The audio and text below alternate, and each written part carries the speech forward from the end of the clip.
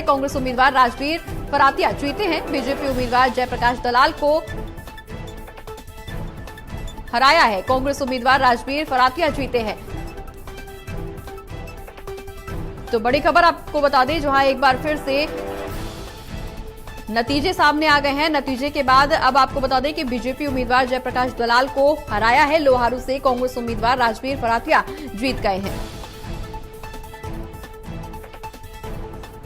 और इसी पर चर्चा करने के लिए हमारे साथ एसोसिएट एडिटर लगातार बने हुए हैं डॉक्टर महेश कुमार। महेश जी, लोहारू का जो रिजल्ट सामने आया उसमें एक बार फिर से हालांकि बीजेपी उम्मीदवार को कांग्रेस उम्मीदवार ने हराया है, लेकिन बहुमत फिर से बीजेपी को मिलती हुई नजर आ रही है।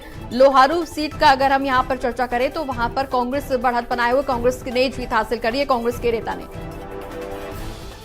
भिवानी जिले का मैं जिक्र करूं तो के चौधरी के भारतीय जनता पार्टी में शामिल होने के बाद पूरा का पूरा जो जिला है और खासकर भिवानी महेंद्रगढ़ लोकसभा क्षेत्र का जिक्र किया जाए तो यहाँ पर दक्षिणी हरियाणा से जुड़े महेंद्रगढ़ के इलाके में भी, यहाँ पर नांगल चौधरी के इलाके में भी भारतीय जनता पार्टी मजबूत रही।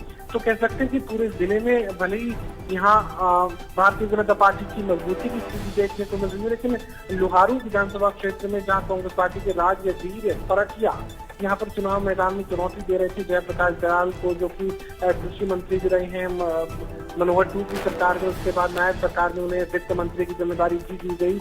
उन्हें हार का सामना करना पड़ा है। राजवीर फरातिया ने जयप्रकाश दलाल को हराया लोहारू विधानसभा क्षेत्र में और महज 792 वोटों से यहाँ हार का सामना जेपी दलाल को करना पड़ा। 792 वोटों से जीत दर्ज की है राजवीर फरातिया ने। जेपी दलाल इस इलाके में काफी जो है लोकप्रिय माने जाते थे और खास बात ये भी इस इलाके के विकास को लेकर, खासकर किसानों की मदद करने को लेकर, मुआवजे को लेकर, नहरी पानी की सिंचाई को लेकर, जल की व्यवस्था को लेकर, बिजली की व्यवस्था को लेकर बहुत काम यहाँ पर अपने विधानसभा क्षेत्र जैसी लोहारू के जेपी दलाल की तरफ से किया गया था। लेकिन यहाँ शिकस्त का सामना जेपी दलाल को राजवीर फरातिया से करना पड़ा है और महज 792 वोटों से यह हार हुई।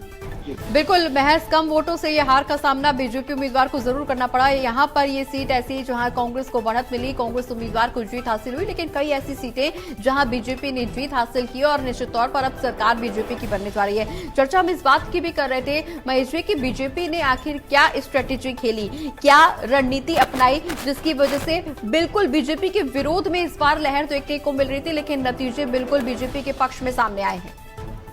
देखिए, मुझे ये लगता है कि यहाँ पर कांग्रेस पार्टी जिस तरीके से भूपेंद्र सिंह हुड्डा कांग्रेस पार्टी का नेतृत्व कर रहे थे और कुमारी शैलजा इस तरीके से दरकिनार कर दी गई थी टिकटों के बंटवारे को लेकर, उसके बाद कहीं ना कहीं गैर जाट वोटर्स में ये इंप्रेशन आया कि भूपेंद्र सिंह हुड्डा ही अभी सरकार की कमान संभालने जा रहे हैं, हुड्डा ही अगले सीएम होंगे। इस तरह के इंप्रेशन के बाद गैर जाट वोटर्स का जो झुकाव है वो भारतीय जनता पार्टी की तरफ देखने को मिला और भारतीय जनता पार्टी यहाँ पर उतनी वोट हासिल कर पाई जितनी उम्मीद शायद भारतीय जनता पार्टी के रणनीतिकार भी नहीं लगाए हुए थे। बीजेपी के रणनीतिकार भी अपने लिए कम संभावनाएं देख रहे थे, लेकिन यहाँ पर उम्मीद से कहीं ज्यादा पंपर वोटिंग यहाँ बीजेपी के समर्थन में हुई है और कह सकते हैं कि भारतीय जनता पार्टी को गैर जाट वोटों के ध्रुवीकरण का फायदा यहाँ पर साफ तौर से मिलता हुआ नजर आ रहा है, क्योंकि भूपेंद्र सिंह हुड्डा ही अगले सीएम होंगे। ये इंप्रेशन जो है आम वोटर में गया और उसके बाद गैर जाट वोटर कोई लंबे लगा के हुड्डा ही अगली सरकार की कमान, कांग्रेस पार्टी की सरकार की अगर कमान संभालेंगे तो एक गैर जाट मुख्यमंत्री की तलाश में यहाँ पर गैर जाट वोटर्स ने ध्रुवीकरण भारतीय जनता पार्टी के पक्ष में किया और कुमारी शैलजा को जिस तरीके से दरकिनार किया गया उसके बाद मुझे लगता है कि अनुसूचित जाति के वोटर्स में भी यहाँ पर विश्वास की जो कमी है वो कांग्रेस पार्टी को लेकर देखने को मिली और इसका सीधा फायदा यहाँ पर बीजेपी को मिला है।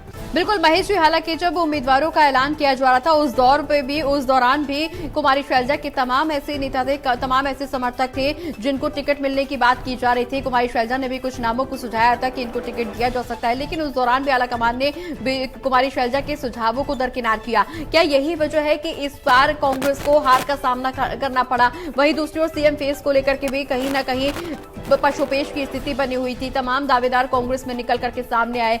हुड्डा खेमे के जो समर्थक थे वो चाहते थे कि भूपेंद्र सिंह हुड्डा सीएम बने अगर कांग्रेस की सरकार बने। कुमारी शैलजा के समर्थक उनको सीएम बनाने का दावा कर रहे थे, लेकिन इस बीच बीजेपी की तरफ से भी एक ऐसी स्ट्रेटेजी जो लगभग हर विधानसभा चुनाव में देखने को मिलती है, आखिरी समय में सीएम के चेहरे को बदलना कितना कारगर हरियाणा में ये साबित हुई है, क्योंकि इससे पहले न सिर्फ हरियाणा में तमाम ऐसे विधानसभा चुनाव हुए अलग अलग राज्यों में जहां पर आखिरी समय में सीएम के फेस केस को बदला गया और उसका फायदा निश्चित तौर पर बीजेपी को मिला। क्या यही स्ट्रेटेजी काम की या इसके अलावा और भी तमाम रणनीतियां अपनाई गई और भी अलग अलग बिंदुओं पर बीजेपी की तरफ से काम किया गया? देखिए, साफ तौर से बात कही जा सकती है कि यहाँ पर मुख्यमंत्री को बदलना भारतीय जनता पार्टी के लिए फायदे का सौदा साबित हुआ। हालांकि शुरुआत से ही हम ये बात कह रहे हैं कि मनोहर लाल खट्टर से मुख्यमंत्री की कुर्सी लेकर नायब सिंह सैनी को देना बीजेपी के लिए फायदे का सौदा साबित हुआ है।